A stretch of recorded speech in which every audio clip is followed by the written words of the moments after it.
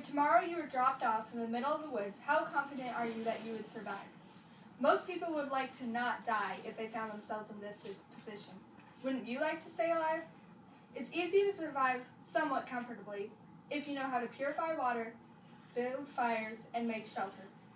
In the Young Woman Camp Manual put out by the Church of Jesus Christ of Latter-day Saints, it gives 4 methods for purifying water: chlorine, bleach, boiling, iodine, and filters.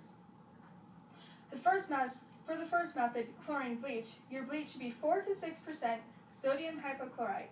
The first step is to fill a bucket with a liter of water and add 4 drops of chlorine bleach. Next, cover with a lid or clean cloth and wait a half hour. If there's no chlorine taste after a half hour, add 2 more drops of chlorine bleach. If the taste is too potent, pour the water back and forth from one clean container to another to improve the flavor. The next method is boiling. For this method, bring the water to a rolling boil for 3 to 7 minutes. The third method is iodine. For this, simply follow the directions on the iodine tablet package instructions. Filters can also be used to purify water. All methods will kill germs, but only the filter will remove debris. Why should you purify water? According to the Vermont Department of Health, untreated surface water in rivers, streams, lakes, and ponds is not safe to drink unless it is treated to remove bacteria, viruses, and parasites. The quality of surface water is unpredictable because the water continually moves and pollutants can be introduced at any time. If you plan on boiling your water, you're going to need to make a fire. Also in the Young Woman Manual, there are 4 types of fires: the teepee fire, crisscross, star, and trench fire. For the teepee fire, place a large handful of tinder in the center of the fire area. Surround the tinder with sticks of kindling arranged so that the tops of the pieces touch like poles of a teepee. Continue to create a teepee using larger pieces of wood. Leave an opening facing the wind for air.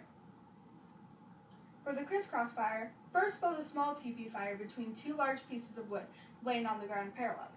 Using the large pieces for support, lay several layers of fuel in a crisscross fashion over the top of the teepee fire. For the star fire, begin by building a teepee fire. Once it is burning, place pieces of fuel in a star fashion around the fire. Push these pieces into the fire as necessary. The star fire is used for slow heat, the kind needed for one-pot and tripod cooking, and is also called the lazy man's fire. The trench fire is a cooking fire. For the trench fire, lay 2 logs parallel and build a small fire between them. Cook over that. Fire is a great way to safely cook foods. According to a learning module on Idaho Digital Learning Academy, many cases of foodborne illness result from improperly cooked foods. Some foods, such as beef and poultry, must be cooked to a certain temperature so that the heat can kill the harmful bacteria. From the Great Food Fight by IFT, we learned that E. coli is often in raw foods. It states, raw foods can carry some salmonella naturally.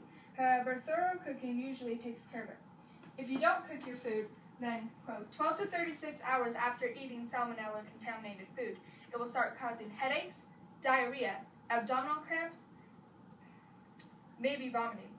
It later states E. coli causes several types of diarrhea and sometimes death. So cooking foods with fire can make them safe to eat.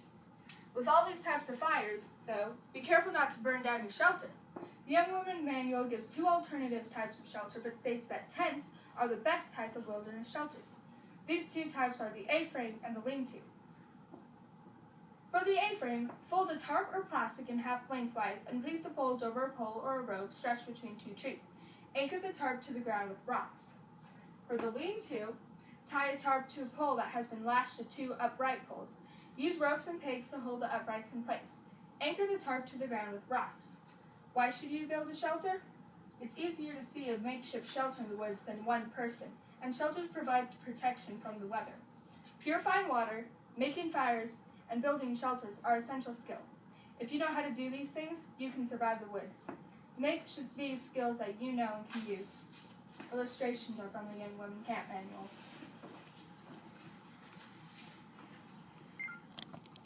Can I see your papers?